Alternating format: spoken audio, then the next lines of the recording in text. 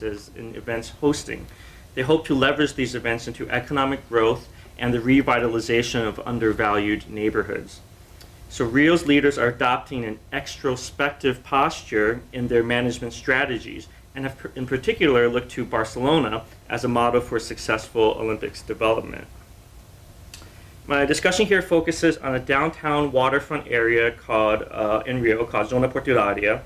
The municipality has partnered with numerous institutions at a variety of scales in an attempt to create a gentrified landscape worthy of a globalized Olympic city.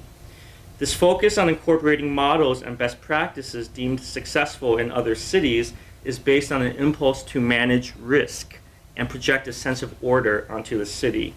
Despite extensive efforts to create a more predictable, organized urban milieu, unexpected events keep cropping up to disrupt this narrative of control over chaos. I'm also going to highlight ways in which the complex assemblage of actors involved in the city's redevelopment plans are not always well coordinated and at times may work at cross purposes. So Rio's leaders in the past 2 decades have adopted an entrepreneurial approach to urban governance. In the context of the projects of globalization and neoliberalism, there's a heightened concern for cities to be more competitive in capturing global finance capital and in attracting the so-called creative professional class. Strategies towards these goals include urban marketing campaigns, as well as the wholesale redevelopment of key districts. Entrepreneurial regimes treat urban space as economic growth engines. Cities need to be seen as safe for investment. An image of security and aesthetic appeal are prerequisites in the process of physical and discursive recreation of the city. So in the case of Rio, a set of enterprising goals are inscribed in the city's strategic plans, the first of which was released in the mid-90s, and they've come out every few years since then. I'm going to focus on 2 related strands that come out of these plans. One is a strategy of hosting mega events, and another involves the revitalization of waterfront areas. So in pursuing these goals, Rio has enmeshed itself in a complex transnational network of institutions with the expertise in delivering these kinds of mega projects. This assemblage of actors include property developers, consultants, local governments, and various bodies representing the international Olympic movement.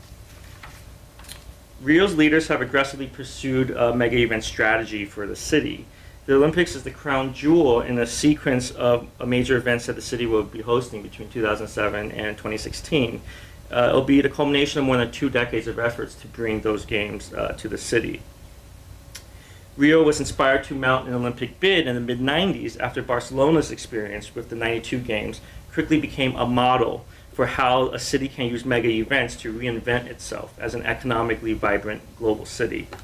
A cottage industry of sorts of mega events consultants emerged in Barcelona, and members of Brazil's Olympic movement tapped into this resource to help them put together a bid for a 2004 Games. This first effort failed to make the cut, but eventually helped Rio win the 2016 Games. So just the process of bidding helps create the necessary personal and institutional connections and capacities to mount a successful mega event. Relationships are forged, especially at the bureaucratic sort of mid-management level of planning agencies and consulting firms that are instrumental in pulling off these incredibly complex projects. A variety of actors representing government, industry, and civil society come together to form a bid committee. They produce plans detailing a vision for the games, including the logistics of finance, security, and transport. Venue locations in the host city are chosen carefully with these considerations in mind. So Rio's bid identified 4 clusters where events will be located. The bulk of the facilities are going to be centered in the western district of Barra da Tijuca. The locals compare this region to Miami Beach. It's a fairly recently developed postmodern landscape of gated condos and megamalls. Since 2009, when the original bid was announced, Rio's city and state governments have pushed to bring some of the Olympics development to an additional district, the Zona Portuaria. They plan to establish a media village and technical operations center here that will eventually become a residential and commercial complex called the Porto Olímpico. So let's take a little closer look at this district. It's a large area situated directly north of Rio's central business district. It contains the present-day working-class neighborhoods of Saúde and Gamboa, as well as the favela known as Morro da Providencia. This shantytown is widely known as the first favela in Rio. In the 19th century, the port zone had many estates of wealthy merchants. It was a sort of nice, more or less middle upper class neighborhood. The neighborhood began to decline in fashion at the end of the 19th century as port infrastructure expanded into the area, and new neighborhoods south of the city center became fashionable among the elite. By the mid-20th century, the port zone was dominated mostly by light industry and government institutions. Industrial uses declined in the 70s and 80s as port facilities continued to expand northwards into the bay, and wharves and warehouses became underutilized. In comparison to the neighboring central business district, which remained relatively busy and prosperous, Portuaria seemed undervalued, dangerous, and deserted. So in the 90s, the municipality began to produce plans for the redevelopment of the region. The city now has a set of comprehensive plans to rebrand Zona Portuaria as Porto Maravilha, or Port Marvel. Many of these plans are modeled on other cities. Baltimore's Inner Harbor, Barcelona's Port Vel, and London's Docklands are just some of the examples that developers in Rio are trying to emulate. The governance structure involved in the redevelopment is similar to those found in these other cities. Rio's municipal government set up a corporation with the acronym CIADORPI to coordinate the activities of hundreds of actors involved in the renovation of the district. The corporation is currently courting international developers to invest in the area. And much of the provision of public infrastructure has been contracted out to a private consortium of local construction and engineering firms called the Concessionaria Porto Novo. This is modeled after business improvement districts that have long operated in cities like New York and London. This body will be in charge of most of the public works, including traffic control as well as security measures in the district. The plans on the drawing board for Portuaria incorporate a by-the-numbers list of features commonly seen in the gentrified landscapes of waterfront redevelopment districts in North America and Europe. So we have docks and warehouses being converted to entertainment, nightlife districts, boutiques, and a cruise ship terminal. We have plans to dismantle an elevated freeway and to sink it underground. This would be followed by the introduction of light rail and bicycle paths. There's also an effort to bring in monumental buildings. The corporation hopes to build an art museum, aquarium, and something called the Museum of Tomorrow, which will feature sustainability and technology exhibits. The building is designed by Santiago Calatrava, who seems to be like the main go-to guy for this kind of spectacular global architecture. CIADORPI is also pushing the development of the Porto Olímpico in the western part of the district. This will be a mixed-use complex of residences, offices, and a convention center. The master plan is by a local architect who worked closely with consultants from Barcelona to create a scheme modeled after that city's gentrified Olympic Port district. The city plans to situate a media village for the 2016 Games here. And by the way, this is the Barcelona architect. This is the guy who won the Olympic Port competition. He happens to be the son of the guy who owns the engineering firm who's running the concession. So that's not a surprise. Okay. So Rio's leaders hope that the broadcast out of the media village in that Porto Olímpico zone will be full of sparkling images of a well-run event in an orderly and enticing city landscape. Much of the ability to attract investment to the port zone depends on good PR and being able to tell a convincing story about economic opportunities and urban revitalization. The Olympics are a major cornerstone of the storyline. The city is doing everything it can to rebrand itself as a Cidade Olímpica. The Games are meant to mark an inflection point in Rio's fortunes, a watershed moment when the city starts to recover from decades of economic decline and violence. Various organizations are working in conjunction with government agencies to put out this kind of boosterist material in the form of pamphlets, exhibitions, and even like academic publications. That's something put out by Elsevier. In this literature, civic leaders consciously compare Rio to other cities. They're pushing a master narrative of recovery from crisis, a rhetorical strategy that's been used in cities like Barcelona, London, and Chicago. So Rio's leaders are making it clear that Porto Maravilha will be the next success story in a long line of waterfront projects around the world. There's a reassuring tone embedded in these comparisons. By stressing that it's adopting best practices already proven successful elsewhere, the municipality is making the case that Rio too will be safe for investment.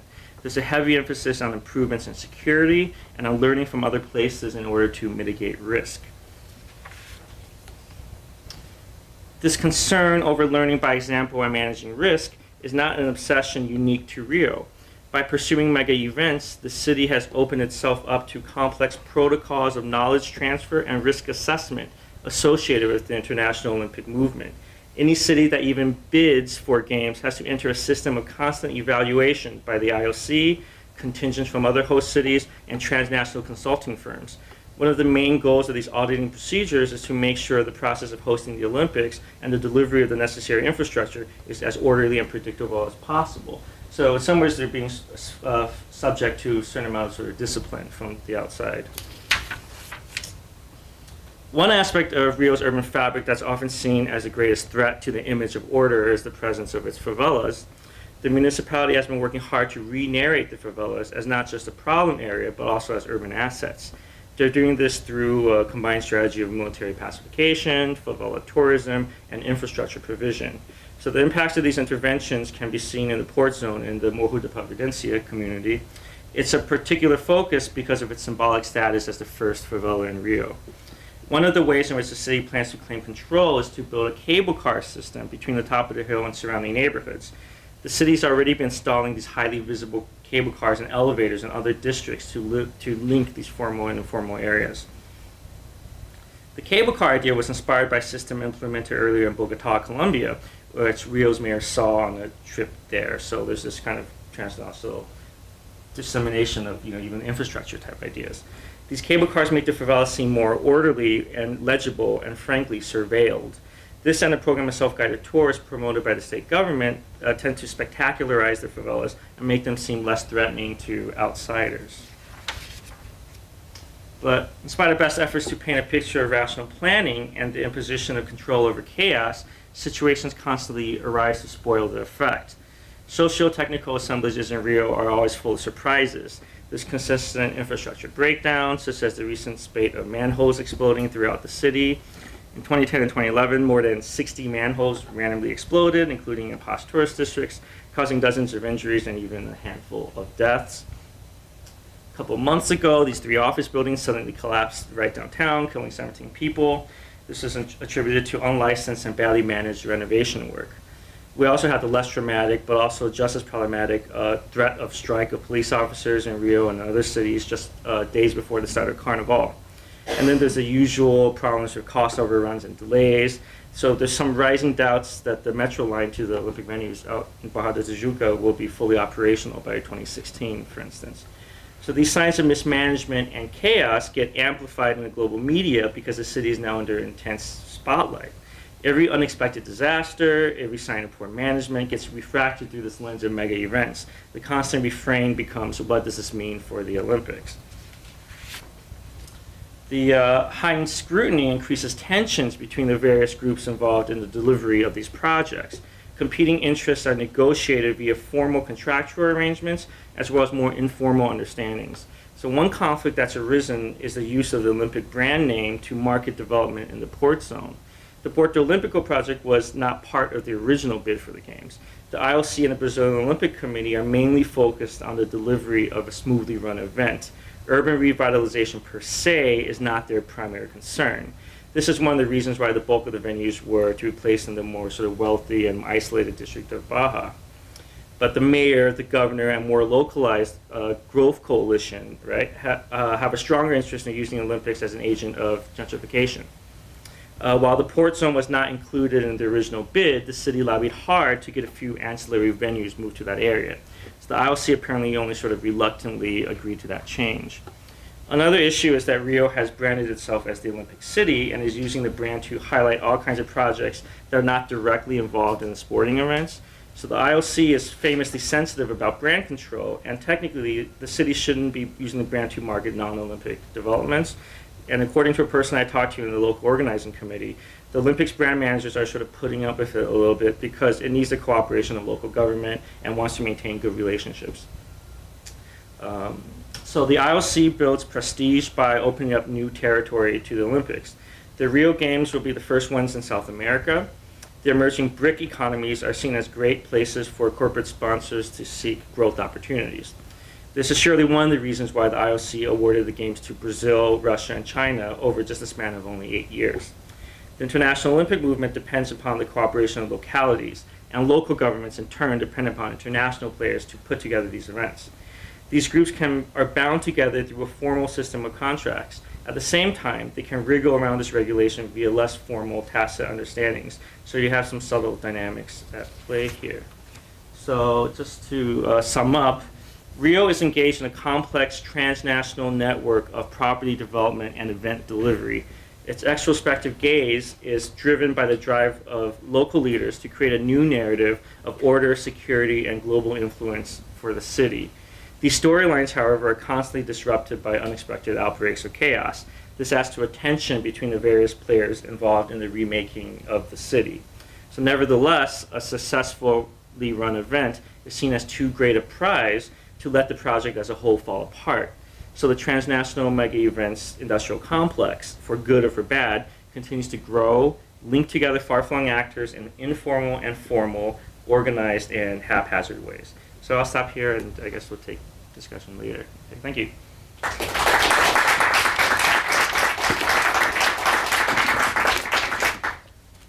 Yeah, we'll have time at the end of each panel to offer up some discussion points and questions.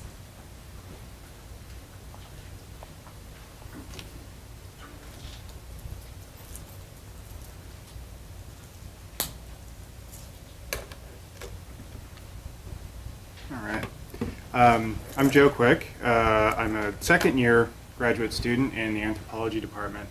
And what I'm going to be talking about here today is largely forward-looking. I was inspired to this topic by tourist art that I came across in Ecuador while I was traveling last summer. But then thanks to LACIS and the Tinker Nave grant, I'm going to be back there this coming summer to add a little bit more nuance to this.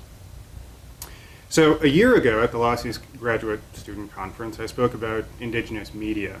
Although my focus in that talk was on more traditional forms of media, film, radio, television, and so forth, I suggested that the concept of indigenous media could be expanded to many other forms of expressive and communicative cultural production. And today, I would like to turn my attention to one of those less recognized forms of indigenous media, tourist market handicrafts. In particular, I'll be speaking about a genre that has been developed by painters in the communities of Tigua in the highland province of Cotopaxi, Ecuador. The history of Tigua-style paintings illustrates many of the elements one finds in stories about the innovation of new souvenir craft forms around the world. It has its origins in the 1970s in the wake of expanded air travel and the boom in international tourism that this expansion triggered. Sales pitches and academic accounts alike trace the birth of this art form to the convergence of three important factors: a local craft tradition, a skilled innovator, and a well-placed, well-positioned outsider. Scenes like this one that I bought in the open-air market known as the Plaza de Ponchos in Otavalo during a visit in the summer of 2011 have their material and aesthetic origins in the decorated drums played during the celebration of Corpus Christi. In fact, this painting shows men playing such drums during the celebration, although the drums that they're playing here are not actually decorated. In the 1970s, and still today, it's common for the leather faces of these drums to display a simple drawing of the principal ritual figure at the center of celebrations. This guy. Possibly on the drums also with dancers or musicians to either side, and so we see those elements here too. The space around the figures was filled with flowing lines, and the sides of the drums were decorated with colorful geometric figures or floral designs. Today, the most common themes illustrated in Tigua-style paintings are still drawn from traditional rural culture and are executed on sheepskin stretched across a wooden frame, just like the drums that came before them.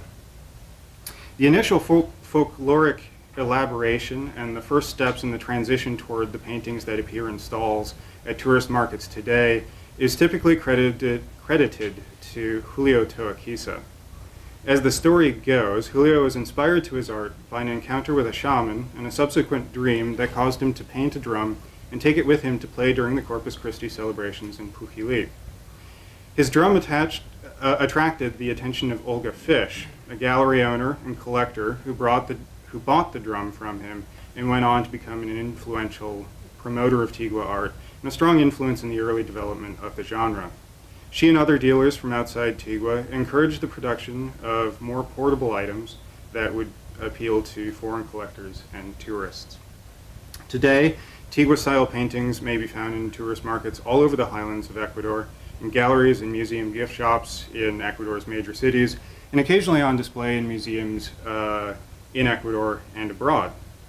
Whereas many of the more successful tourist craft traditions have helped to maintain communities by offering economic opportunities at home, this has not been the case for Tigua artists. Tigua is far off the main tourist circuits, and artists have been forced to travel in order to complete their sales. This is why the genre may be found in so many places around the country. Many artists find it more practical to establish homes in these disparate communities, and few successful artists remain in Cotopaxi, except in the small community that has grown up near the volcanic crater lake called Quilatoa, which attracts enough tourism to support a small market. A few words of explanation are in order with regard to the anthropology of art and the significance that one might find in tourist market arts and crafts. Anthropologists who have written about arts and crafts have often taken their lead from art critics and art historians. The anthropologist's contribution is to fold in a large measure of cultural relativism. They argue at length that the significance of a piece of art lies in its cultural context and must be judged from an insider's point of view. When their focus is aesthetics, they speak to the culturally defined codes by which producers and audiences make aesthetic judgments. When their focus is meaning, anthropologists similarly study that meaning in cultural context. When the focus is craftsmanship or construction, they investigate the culturally shaped modes for creating art. In his influential, posthumously published book called Art and Agency, Alfred Gell rejected this approach to art as essentially non-anthropological. Gell writes, quote, "The project of indigenous aesthetics is essentially geared to refining and expanding the aesthetic sensitivities of the Western art public by providing a cultural context within which non-Western art objects can be assimilated to the categories of Western aesthetic art appreciation. This is not a bad thing in itself, but it falls far short of being an anthropological theory of art production and circulation." Gell goes on to write, again I'm quoting, "The aim of anthropological theory is to make sense of behavior in the context of social relations. Correspondingly, the objective of the anthropological theory of art is to account for the production and circulation of art objects as a function of this relational context." It's a mouthful, but I'll try to expand on that. For Gell, artworks are extensions of the people who make them or cause them to be made, and the people who encounter them as an audience. They're extensions of personhood. He writes, again I'm quoting, "As a general rule, it is fair to say that indexes, from the spectator's point of view, only mediate personhood rather than possess it intrinsically.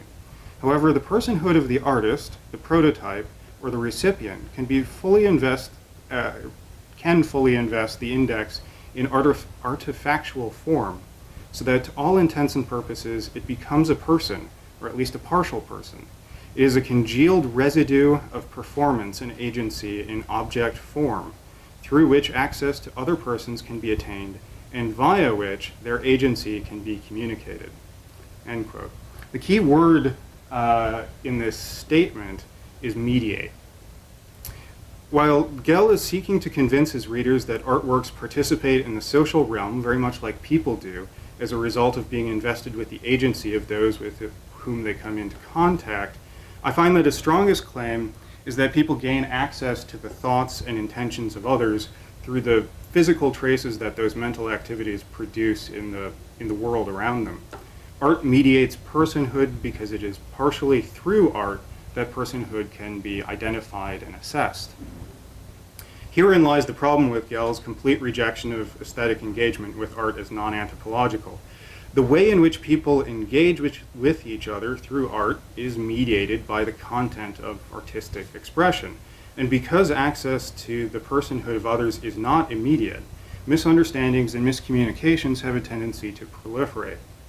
One of the ways that we recognize art as art is that it seems to be meaningful. It seems to provide access to the inner mental states of the person who created it. I see art and I want to know what it means. Or at the very least, I want to know what it tells me about the person who made it. And I assume that the person who made it is trying to communicate something. So I interpret. But how often do we actually get this right? I'm reminded here of the stencil graffiti that one may find all over the Willie Street neighborhood here in Madison and other places, including Library Mall right out the window here. One group of designs in particular stands out to me as meaningful. They are a series of soldiers in different poses who show up all over town. They seem to express a kind of irony. Whoever creates them tends to place them in visible but unnoticed places. They usually appear close to the ground and are often partially obscured. They're there to be seen by any passerby, but in order to see them, one has to look. And to me, they feel sort of insurgent. I like to try to get into the head of the person placing them around town and try to predict where the next will appear. But I'm also reminded of Shepard Fairey, a street artist and graphic designer who's now most widely known as the person behind the Hope and Change posters released in support of Barack Obama's 2008 presidential campaign. Fairey's first fame, however, developed among the skateboarding community as a result of a sticker campaign called Obey Giant, featuring Andre the Giant. Bring those games to the city. Rio was inspired to mount an Olympic bid in the mid-90s after Barcelona's experience with the 92 games quickly became a model for how a city can use mega events to reinvent itself as an economically vibrant global city. A cottage industry of sorts of mega events consultants emerged in Barcelona, and members of Brazil's Olympic movement tapped into this resource to help them put together a bid for a 2004 games. This first effort failed to make the cut, but eventually helped Rio win the 2016 games. So just the process of bidding helps create the necessary personal and institutional that come out of these plans. One is a strategy of hosting mega events, and another involves the revitalization of waterfront areas. So in pursuing these goals, Rio has enmeshed itself in a complex transnational network of institutions with the expertise in delivering these kinds of mega projects. This assemblage of actors include property developers, consultants, local governments, and various bodies representing the international Olympic movement. Rio's leaders have aggressively pursued a mega event strategy for the city. The Olympics is the crown jewel in a sequence of major events that the city will be hosting between 2007 and 2016. It'll be the culmination of more than 2 decades of efforts in events hosting. They hope to leverage these events into economic growth and the revitalization of undervalued neighborhoods. So Rio's leaders are adopting an extrospective posture in their management strategies, and have in particular looked to Barcelona as a model for successful Olympics development. My discussion here focuses on a downtown waterfront area in Rio called Zona Portuaria. The municipality has partnered with numerous institutions at a variety of scales in an attempt to create a gentrified landscape worthy of a globalized Olympic city. This focus on incorporating models and best practices deemed successful in other cities is competitive in capturing global finance capital and in attracting the so-called creative professional class. Strategies towards these goals include urban marketing campaigns, as well as the wholesale redevelopment of key districts. Entrepreneurial regimes treat urban space as economic growth engines. Cities need to be seen as safe for investment. An image of security and aesthetic appeal are prerequisites in the process of physical and discursive recreation of the city. So in the case of Rio, a set of enterprising goals are inscribed in the city's strategic plans, the first of which was released in the mid-90s, and they come out every few years since then. I'm going to focus on 2 related strands that is based on an impulse to manage risk and project a sense of order onto the city. Despite extensive efforts to create a more predictable, organized urban milieu, unexpected events keep cropping up to disrupt this narrative of control over chaos. I'm also going to highlight ways in which the complex assemblage of actors involved in the city's redevelopment plans are not always well coordinated and at times may work at cross purposes. So Rio's leaders in the past 2 decades have adopted an entrepreneurial approach to urban governance. In the context of the projects of globalization and neoliberalism, there's a heightened concern for cities to be more